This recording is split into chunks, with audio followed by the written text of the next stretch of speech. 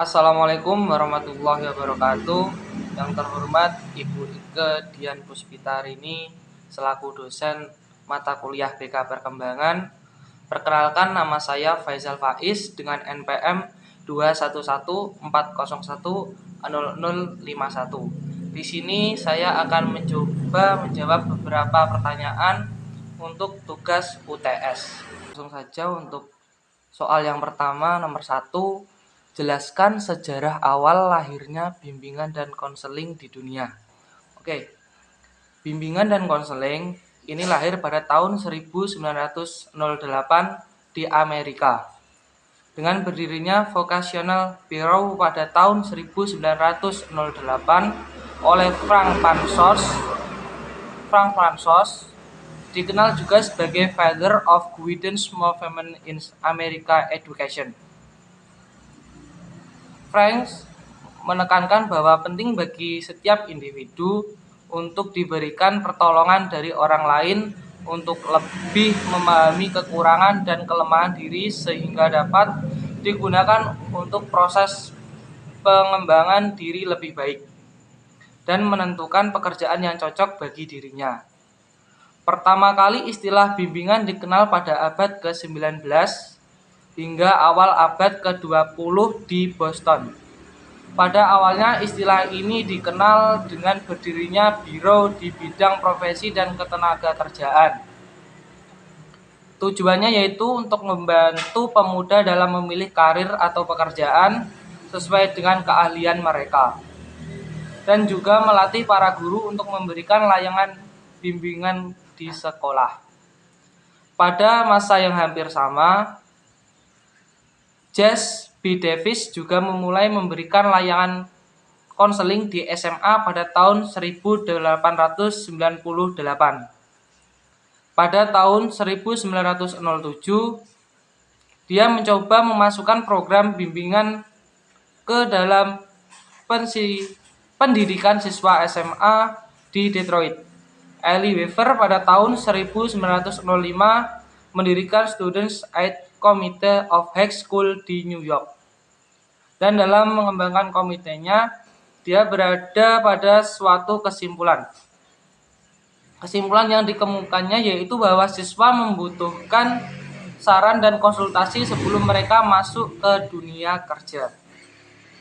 Pada tahun 1920, para konselor sekolah di Boston dan New York diharapkan mampu membantu siswa dalam memilih pekerjaan yang tepat sesuai dengan keahlian masing-masing individunya. Selama itu pula, pada tahun 1920-an, sertifikasi untuk konselor ini sekolah sudah mulai diterapkan. Pada perkembangannya, mula-mula bimbingan konseling dikenal sebagai bimbingan untuk pekerjaan atau karir. Namun pada perkembangan lebih lanjut merambah pada bidang pendidikan atau education guidance and directed Jas B. Davis, di mana bimbingan ini dikenal dengan adanya bimbingan dalam segi kepribadian atau personal guidance. Bimbingan konseling juga berkembang di bidang-bidang yang lain seperti pengertian dan praktek bimbingan konseling terhadap ilmu sosial, budaya, kewarganegaraan, keagamaan, dan lain sebagainya. Selanjutnya untuk nomor 2, sebut dan jelaskan poin penting tentang sejarah bimbingan konseling yang ada di Indonesia. Oke, untuk pertama nomor 1, diawali sejak tahun 1960.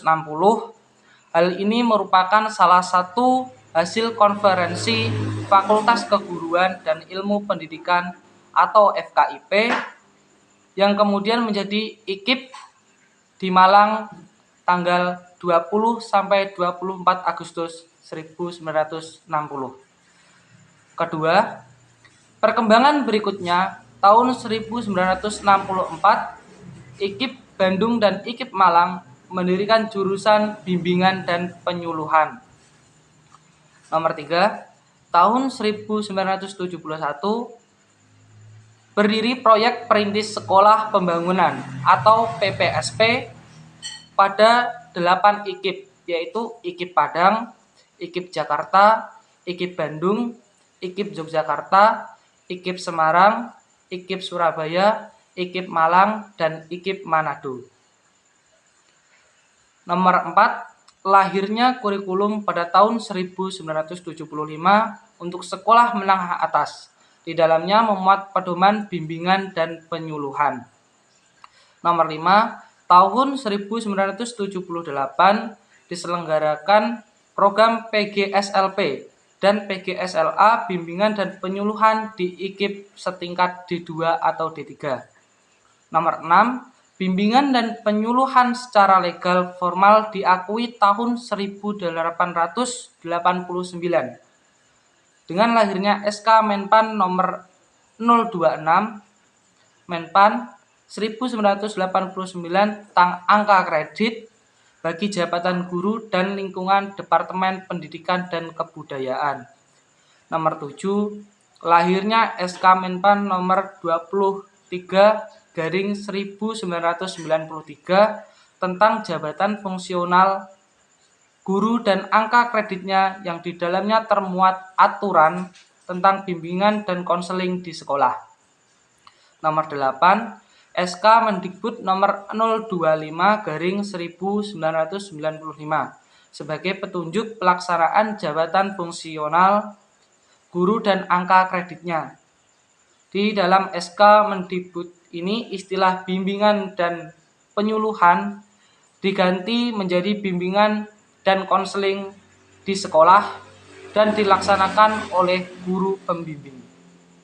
Oke, selanjutnya untuk nomor 3, gambarlah tentang kedudukan BK dalam manajemen organisasi di sekolah. Oke, di sini saya menggambar kedudukan BK dalam manajemen organisasi sekolah, atau ini bisa disebut juga dengan struktur. Oke, di atas diri ada Kandebdiknas, ada kepala sekolah, ada wakil kepala sekolah, ada tata usaha, ada komite sekolah, ada guru mapel, ada koordinator BK atau guru pembimbing atau konselor, ada wali kelas, dan ada siswa. Oke, untuk soal nomor 4 masih ada hubungannya dengan gambar nomor 3 ini. Jadi soal nomor 4 tadi, berdasarkan soal nomor 3, berilah penjelasan tentang setting layanan BK di sekolah. Oke, jadi sifat hubungan seperti dalam gambar ini bisa diartikan secara variatif. Hubungan antar unsur Kandebdiknas dengan kepala sekolah dan koordinator BK adalah hubungan administratif. Hubungan antara koordinator BK dengan guru dan wali kelas adalah hubungan kerjasama, sekaligus koordinatif bila ditinjau dari garis administrasi kepala sekolah ke bawah. Sedangkan hubungan koordinator BK atau guru pembimbing atau konselor, guru mapel, wali kelas, dan siswa adalah hubungan layanan. Oke, selanjutnya nomor 5. Berdasarkan gambar di bawah ini, berikan pendapat Anda tentang konteks tugas guru BK. Oke, dalam konteks manusia belajar sepanjang hayat yang membutuhkan berbagai jenis layanan dan juga bercakupan sejagat hayat. Wilayah terbaik bagi konselor profesional sebagaimana yang digambarkan itu mencakup wilayah layanan yang bertujuan memandirikan individu yang normal dan sehat, menavigasi perjalanan hidupnya melalui pengambilan keputusan, termasuk yang terkait dengan keperluan untuk memilih, meraih, serta mempertahankan karir untuk mewujudkan kehidupan yang produktif dan sejahtera, serta untuk menjadi warga masyarakat yang peduli kemaslahatan umum, the common good, melalui pendidikan. Sternberg tahun 2003. Oke, selanjutnya nomor 6. Berdasarkan gambar nomor 5, berikan penjelasan tentang ekspektasi kinerja guru BK.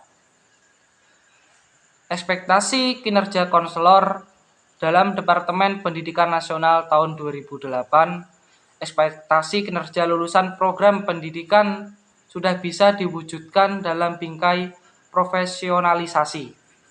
Dengan kata lain, profesionalisasi suatu bidang layanan ahli termasuk layanan di bidang bimbingan dan konseling menandakan adanya pengakuan dari masyarakat dan pemerintah bahwa kegiatan merupakan layanan unik didasarkan atas keahlian yang perlu dipelajari secara sistematis dan sungguh-sungguh serta memakan waktu yang cukup panjang, sehingga pengampunya diberikan penghargaan yang layak dan untuk melindungi kesejahteraan pemakai layanan.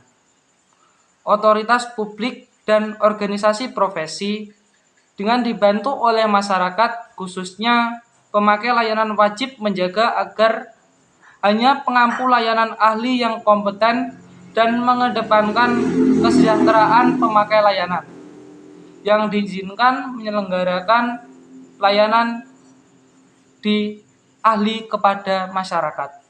Oke, selanjutnya nomor 7. Jelaskan menurut Anda tentang guru BK sebagai suatu profesi.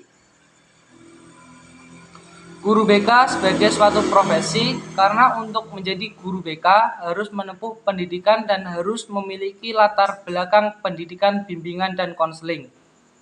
Guru BK juga harus menuntut memiliki keahlian atau keterampilan yang telah ia pelajari selama masa penempuhan pendidikan. Guru BK juga disebut profesi karena secara tegas dituntut memiliki kompetensi minimum melalui prosedur seleksi, pendidikan dan latihan serta lisensi maupun sertifikasi. Untuk dapat memasuki dan menyelenggarakan pekerjaan itu, diperlukan pendidikan dan latihan dalam periode waktu yang memadai. Guru BK dalam melaksanakan pekerjaannya memiliki aturan profesi sebagai panduan perilaku, membantu dalam mengembangkan layanan, mendukung misi organisasi profesi, sebagai landasan menyelesaikan masalah konselor dan melindungi konselor dari konseli. Guru BK sebagai suatu profesi juga harus bekerja sesuai dengan bidangnya. Oke, untuk pertanyaan terakhir nomor 8, jelaskan pandangan Anda tentang sertifikasi untuk guru BK. Jadi, sertifikasi guru BK atau konselor dengan guru mata pelajaran itu memang berbeda. Oleh karena itu, terkait dengan kegiatan sertifikasi guru, penilaian kinerja guru BK atau konselor tentunya harus dibedakan dengan penilaian guru pengampu mata pelajaran, terutama dalam aspek-aspek dan indikator yang harus dinilai. Ketika pertama kali dimulai kegiatan sertifikasi guru untuk menilai kinerja guru BK atau konselor, memang sempat bermasalah, karena pada waktu itu sosialisasi instrumen penilaian kinerja guru BK atau konselor tidak berjalan dengan baik, sehingga di lapangan penilaian kinerja guru BK atau konselor terpaksa menggunakan instrumen yang sama dengan guru pengampu mata pelajaran. Pada program sertifikasi guru periode berikutnya, pemerintah dan pihak yang berwenang telah sanggup menyiapkan instrumen khusus untuk menilai kinerja guru BK atau konselor, yang hingga saat ini instrumen ini masih tetap digunakan. Demikian tadi yang dapat saya sampaikan, ada kurang lebihnya saya memohon maaf yang sebesar-besarnya. Wallahul muwaffiq ila aqwamit thoriq. Wassalamualaikum warahmatullahi wabarakatuh.